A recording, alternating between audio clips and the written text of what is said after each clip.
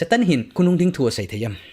yes asei thei to some extent but Pathentu bangena phongdo thei Pathentu hi khunung dung thu gau thu ke phon tinga la kum zakhat kum za ding khunung chan ge ding krista hung kit chan ge ding wan tha le thak chan ge ding asei do thei chu Pathena kun bi so Pathena kun Pathen all knowing wisdom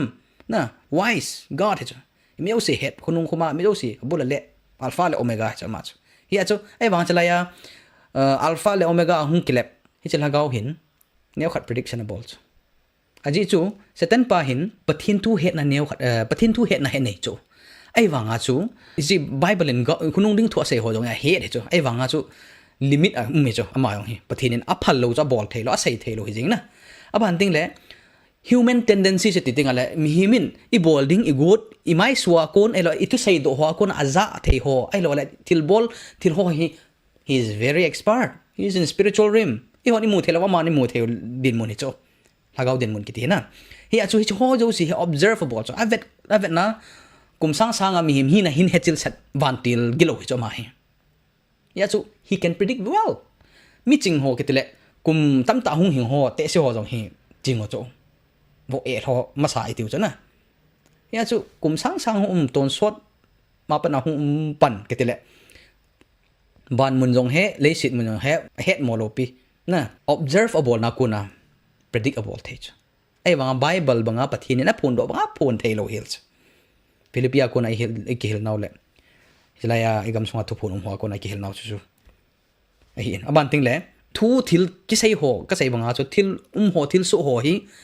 lang khana mi ki ho lim ho te tawte phai langa thi mi gu thima ki ho lim ho chu tang chala langa hi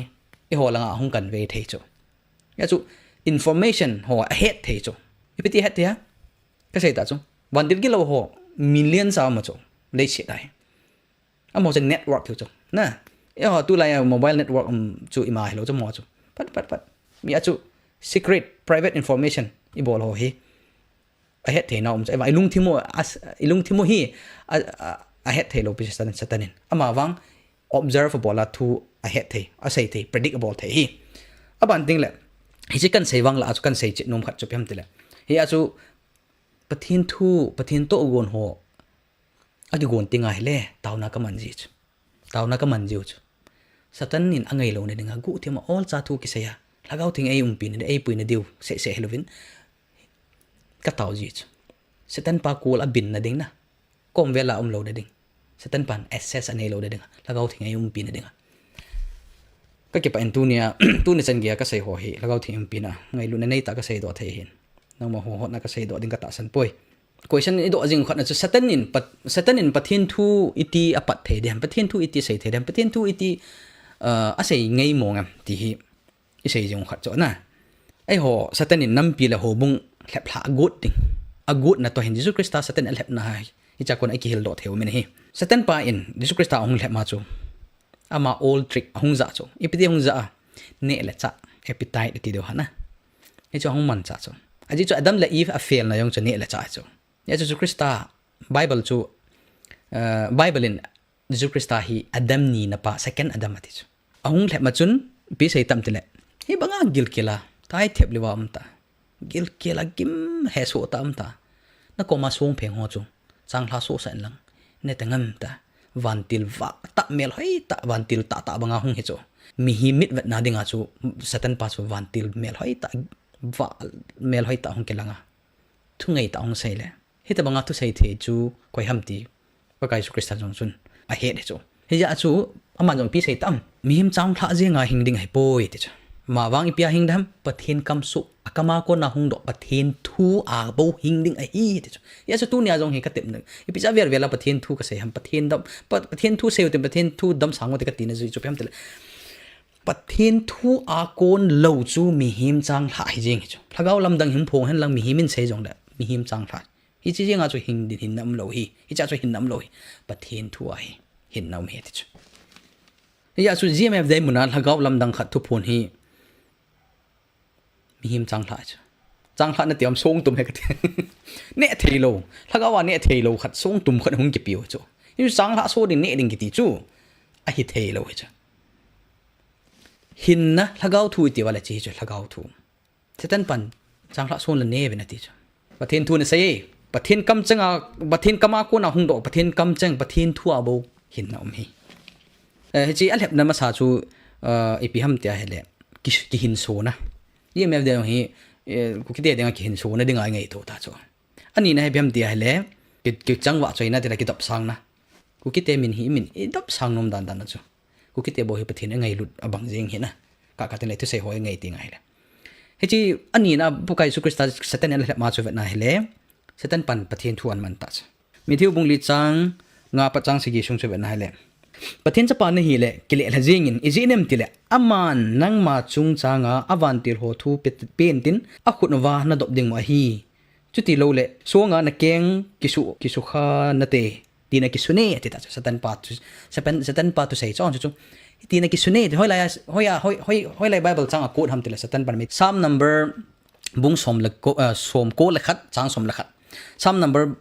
91 verse 11 na chu hitia se chu aji chu na lampi zo sia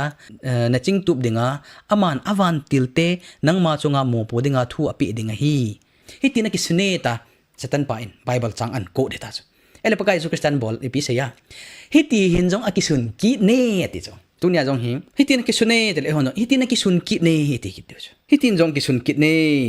pakai na pathen patam in hoya la do ha Deuteronomy ala do cha Deuteronomy bungup chang som gup na pakai su christian na kot kit ele lo na ji het ta lo cha ni ve chan na jang chu ya chu athum na hi pi ti tam te le nei hovin ti ta chu a za chat modern nan na ya lag jil hagaw lam dang i la wa jong hi a za chat modern nei ta sa devin atia pathin ka he alpha le omega ka he ti chu tan pa in ipi sem na thi jong ngai pui chi ven le sin hi mi cha te na mi te vet na thi jong ngai pui free na pingi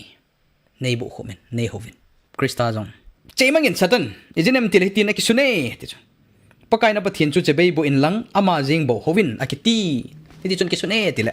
devil jong satan pang chu zamang zal ta chu hoya ko na la do ham chi bible chang chu sata pakai su Kristain hoya ko ham tele dan bu bung gup chang so le thuma kot kit chu pakai na pathin chu na gi na ama na zena ti chu you have to serve him alone chu le ama mina ki ha sel le ama bo chun you have to serve him pakai pathin ama bo hi midang chu bo khoma ma kin bowling hi poi tunia jong hi lai gam sunga thu phun mo ha kin ball jing hi i ball hilin pan ta hi ti ka sei num kin hi so pete ho pathen lama ke le taw hete pakai su kristan dan bu hi satan pa do na cho dan bu kot jing ke cho Deuteronomy na dan bu ki ti cho dan ki ti pathen dan thu pi som hi wana satanin an do tana ado pi pen chu Krista pathen chapa aban ting le ama in pathin government ado chu pathin dan soma do chu ya tu nya lagaw di lo hi ipaiwa pathin dan thu pi som hi izui wa hele satanin ei da la du chu nam pia ki pum khat de ti wala ki pum khat theinaw khatam chu pathin to ki tip na covenant isip mowa pathin dan thu pi soma ikitu the wala ki tu na umding til dang chu seda ing ta ai thelo thil ta chu pathin la chaw hen nam nai to ding ham pakai nai to ding ham jong hi ki su chelutin nam na tong hon nam nai to dingu pathin na tong hon pathin nai to dingu hi pathen na tong hon nam na tong politics na ke tong theloi nam na tong hole politics na tong ho in pathen na to theloi a he thelo hel thili athu jong ke to loi am heng mi mala hu hing na le pathen ta san ho chu chu chom he tai pathen tu sei jing GMFDI thu nungzu ya thu sei ho hin nam thu na ha sei levin pathen na tong ni hewam thachan na tong ni hewam nam na tong ni hewam na ki chi ungai ipiji achi hi khunung ting jol e bol lo diwa ka dai ham ti hi historically biblically event ting hele thil pha so lo chu aji chu hi chite ni hi ong ke sei kop ting ale number 1 boy na le chu ki boy chu nam sung boy ho sung boy ani na ho thu le gam thu in me be ting wa hele ki do na ki tha na hong so the chu masang la ya Roman Catholic papacy in jong a ho ta san ho sepei ho man cha jigam thu ho ahin me be tinga hele pathen ta san ho Christian ho mama aso pi ho tha mi za tha 50 million wal tha hi cho chu ide yo ham na ya chu America te in ho le civil hi achom choma ya tu nia jong hi gamla nam boi pion hoi tan boi piu tin ho thu langa boi pion hoi tan boi pi lewan pathen lunglam pathen ke pan he ding hi Israel ten jong gamla nam angai lut be se yo Krista hunglam he lo ane het be tu ne ang hin ching theo te ti na kan sei nom hin